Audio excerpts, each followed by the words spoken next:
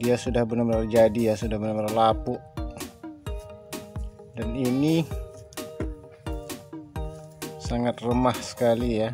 Langsung saja teman-teman, pada video kali ini kita akan berbagi tentang cara membuat kompos dari bahan organik kering ya. Jadi bahan bakunya itu bahan organik, tapi bahan organik kering. Nah contohnya seperti sekam padi atau juga dedak ya. Selain itu juga daun kering seperti ini, teman-teman bisa lihat. Ada juga serbuk kayu atau serbuk gergaji ya.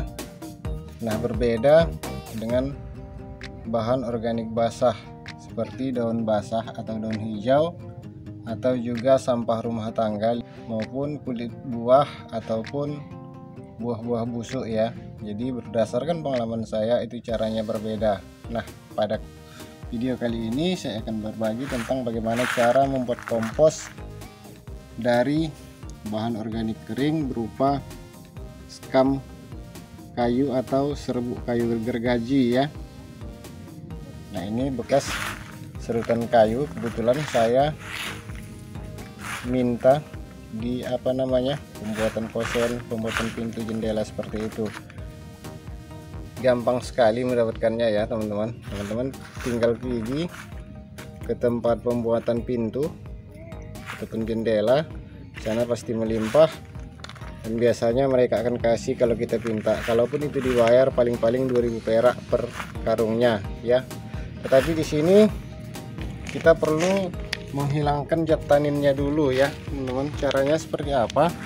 Caranya ini kita masukkan karung, tetapi kita ayak dulu ya. Sebelumnya kita ayak, ini untuk contoh perbandingan. Jadi ini yang sudah saya ayak, walaupun tidak begitu halus tapi lumayan. Jadi keuntungan kita ayak, kita bisa mendapatkan hasil yang lebih bagus ya, hasil yang lebih halus. Nah kemudian kita masukkan dalam karung, lalu kemudian kita masukkan dalam bak seperti ini, atau boleh juga di sungai atau di paret ya. Nah kemudian kita biarkan selama 24 jam. Nah kemudian nanti kita angkat, kita tiriskan dan kita jemur, lalu kita rendam lagi selama 24 jam lagi, lalu kemudian kita angkat, tiriskan dan kita jemur ya sampai kering, baru bisa kita gunakan ya. Nah caranya, nah ini adalah bahan yang sudah saya siapkan. Sebaiknya digunakan alas ya, baik menggunakan tikar atau tenda dan lain sebagainya. Nah di sini kita tidak menggunakan MA4 ya, karena mungkin tidak semua orang memiliki MA4 ya. Jadi di sini kita benar-benar hampir tidak bermodal ya teman-teman. Ini kita menggunakan cairan buatan sendiri sebagai pengganti MA4 ya. Nah ini adalah pupuk organik cair yang terbuat dari gedebok pisang dan juga terasi atau belacan ya. Jadi ini luar biasa sekali teman-teman. Selain untuk pupuk juga bisa digunakan sebagai sebagai bahan fermentasi ya. Untuk cara membuatnya teman-teman bisa lihat di video saya sebelumnya, nanti saya letakkan linknya di bawah deskripsi ya. Nah kemudian untuk membantu mempercepat serta membantu meningkatkan kualitas dari serbuk kayu atau serbuk gergaji ini, kita memerlukan beberapa bahan lagi sebagai bahan tambahan, tetapi ini tidak wajib. Jika teman-teman memiliki, maka saya pikir ini perlu digunakan ya. Nah untuk bahan tambahannya kita bisa menambahkan, ini adalah kohe kambing, pupuk kandang, atau bisa juga disebut sebagai pupuk kompos dari kohe kambing yang sudah difermentasi ya. Ini jika teman-teman memiliki. Jika tidak memiliki, teman-teman bisa menggunakan dari biang kompos lainnya, kompos yang sudah jadi lainnya. Jika tidak memiliki juga, teman-teman bisa menggunakan tanah biasa, tetapi sebaiknya carilah tanah yang tidak tidak terkena pupuk-pupuk kimia ya. Jadi cari tanah dari tempat yang tidak terbiasa menggunakan pupuk kimia, dan kalau ada usahakan tanahnya yang hitam ya.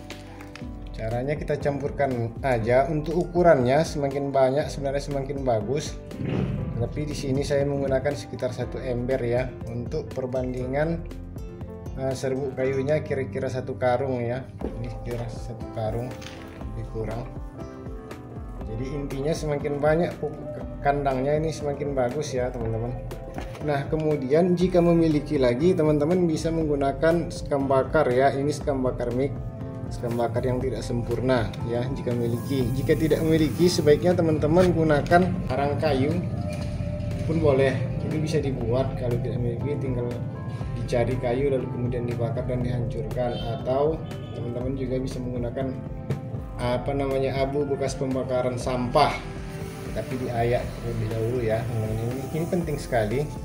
Jadi selain menambahkan unsur hara, dia juga sangat berperan dalam proses fermentasi nantinya, supaya fermentasi kita lebih cepat dan lebih berkualitas ya. Sebenarnya tidak menggunakan ini pun bisa dan juga bagus, tetapi saya pikir ini jauh lebih bagus ya teman-teman. Itu berdasarkan pengalaman. Nah kemudian kita aduk sampai benar-benar rata. Oh ya teman-teman, sekali lagi jika memiliki, teman-teman juga bisa menambahkan kapur pertanian, yaitu kapur dolomit ya jika memiliki. Jika tidak pun tidak apa-apa, karena di arang ini juga memiliki kalsium yang tinggi sehingga mampu menetralkan keasaman dari serbuk kayu ini. Kemudian kita aduk, intinya kita aduk sampai benar-benar rata ya. Oh ya teman-teman, sambil mengaduk nanti kita siapkan terlebih dahulu bahan fermentasinya. Nah di sini saya menggunakan air cucian beras, kebetulan saya miliki ya. Jika tidak memiliki, boleh juga menggunakan air biasa. Nah kemudian kita campurkan pupuk organik cair yang terbuat dari gedebak pisang dan juga terasi ini ya. Nah untuk ukurannya semakin bagus, semakin banyak semakin bagus ya. Di sini saya menggunakan kira-kira 1 liter ya, karena ini gratis. Modalnya cuma Rp1.000, hampir gratis ya, karena terbuat dari terasi. Lalu kemudian kita tambahkan air ya. Oh ya teman-teman, untuk pupuk organik cairnya tadi, karena kita ingin melakukan fermentasi, maka sebaiknya ditambahkan gula ya, boleh gula putih ataupun gula pasir, kira-kira 100 sampai 200 ml. Kemudian kita siram menggunakan cairan yang sudah kita siapkan tadi sampai benar-benar rata ya. Jika teman-teman tidak memiliki cairan ini, teman-teman bisa membuatnya gampang sekali. Teman-teman bisa melihat video saya sebelumnya. Namun jika teman-teman misalkan malas, teman-teman bisa menggunakan M4. Nah kemudian jika tidak memiliki, teman-teman juga bisa menggunakan Bioten. Atau jika tidak memiliki, teman-teman juga bisa menggunakan Yakult ya, Yakult atau satu lagi yogurt apa namanya, semacam itulah, karena minuman itu mengandung bakteri ya. Namun jika juga tidak memiliki, teman-teman juga bisa menggunakan tanah biasa, pakai tanah aja juga pun juga bisa. Itu yang cara yang paling mudah, cara yang paling gratis, dan cara yang paling malas ya. Malas mengeluarkan modal seperti itu. Itu juga bisa, tetapi mungkin waktunya akan lebih lama ya, teman-teman. Sedangkan di sini kita berbicara tentang bagaimana supaya waktunya itu lebih cepat dan hasilnya itu lebih berkualitas ya, seperti itu. Untuk wadahnya kita menggunakan ember ya teman-teman. Di sini kita menggunakan ember yang tidak ada lubang udaranya ya. Jadi kita bisa menggunakan ember yang tidak memiliki lubang udara untuk fermentasi bahan kering ya. Sedangkan untuk bahan basah, bahan organik basah, dia berbeda ya teman-teman. Contoh seperti ini. Jadi ini adalah kompos dari bahan organik basah, yaitu berupa limbah dapur atau limbah rumah tangga ya. Tetapi ini belum jadi. Nanti kita akan berbagi tentang bagaimana cara membuatnya, tetapi ini sudah hampir jadi ya teman-teman. Tetapi masih panas, masih hangat ya, jadi belum bisa. nantikan video tentang bagaimana cara membuat kompos dari limbah dapur atau limbah rumah tangga ya. Oke teman-teman, sekarang kita sudah selesai melakukan penyimpanan di wadah ya berupa ember. Nah kemudian langkah selanjutnya kita diamkan selama 3 hari, tapi sebelumnya kita tutup dulu. Hal yang penting diperhatikan adalah penutupnya ini jangan sampai terlalu padat ya teman-teman. Jadi jangan dihimpit, biarkan aja seperti ini, longgar. Kebetulan ini longgar. Kalau memang terlalu padat, teman-teman bisa mengganjalnya sedikit ya, entah menggunakan lidi atau apa kek. Yang penting diganjal agar ada udara yang bisa keluar masuk ya. Nah kemudian kita tunggu 3 atau 4 hari, kita cek kondisinya. Nah fermentasi atau pengomposan yang berlangsung itu ketika nanti suhunya terasa hangat ya. Jika memang nanti terjadi masalah atau tidak terasa hangat, maka saya sarankan teman-teman buka dulu penutupnya kira-kira 1 atau 2 jam, kemudian teman-teman aduk kembali, lalu kemudian baru ditutup ya. Biasanya itu akan berhasil. Nah kemudian setelah kita buka penutupnya 3 atau 4 hari ke depan, sambil kita aduk-aduk ya, jika memang ada reaksi ya atau terjadi pengomposan, yaitu tanda-tandanya itu seperti yang saya katakan tadi adalah uapnya itu panas atau hangat ya.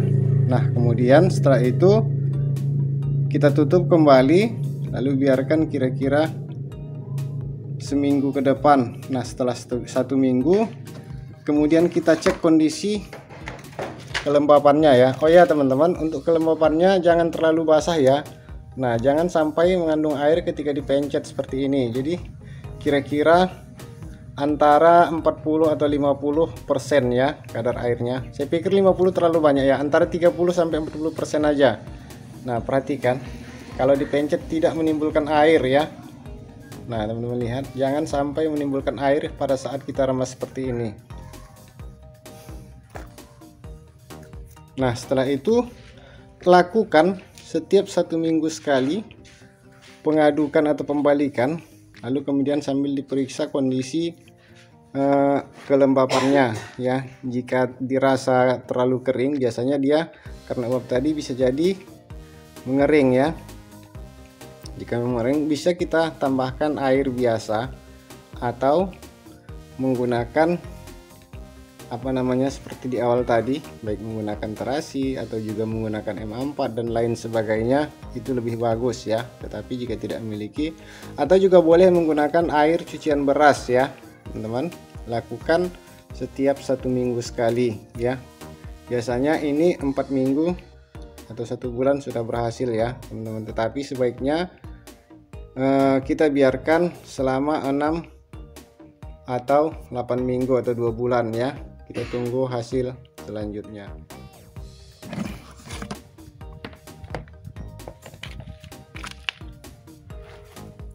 Setelah 6 minggu hasilnya seperti ini ya teman-teman. Dia sudah benar-benar jadi ya, sudah benar-benar lapuk. Dan ini sangat remah sekali ya. Sebenarnya di umur 4 minggu pun ini sudah bisa dipanen, hanya saja untuk mendapatkan hasil yang lebih bagus maka sebaiknya dibiarkan sampai 6 minggu atau 8 minggu ya. Dan untuk ciri-cirinya, yang pertama suhunya sudah stabil ya, artinya tidak ada lagi uap. Lalu kemudian sudah terjadi penyusutan, yang awalnya sekitar segini sekarang sudah susut.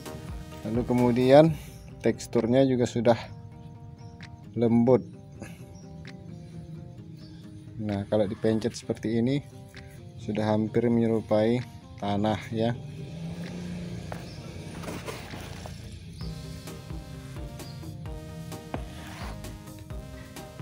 Jadi yang penting kita jaga senantiasa kelembapannya ya. Lalu kemudian kita jaga juga agar suhunya tetap hangat. Caranya tentu saja kita harus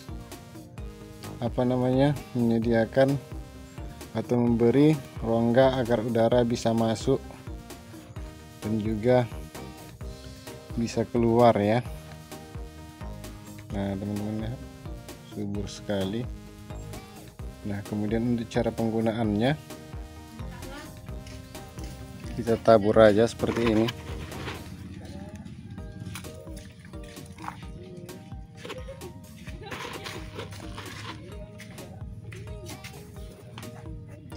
Boleh secara melingkar atau boleh juga diratakan, tetapi jangan terlalu tebal ya, maksimal 5 cm. Saya menggunakan sekitar 2 cm, jadi saya pikir itu lebih bagus.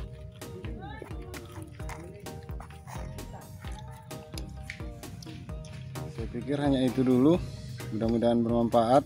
Terima kasih telah menonton. Assalamualaikum warahmatullahi wabarakatuh.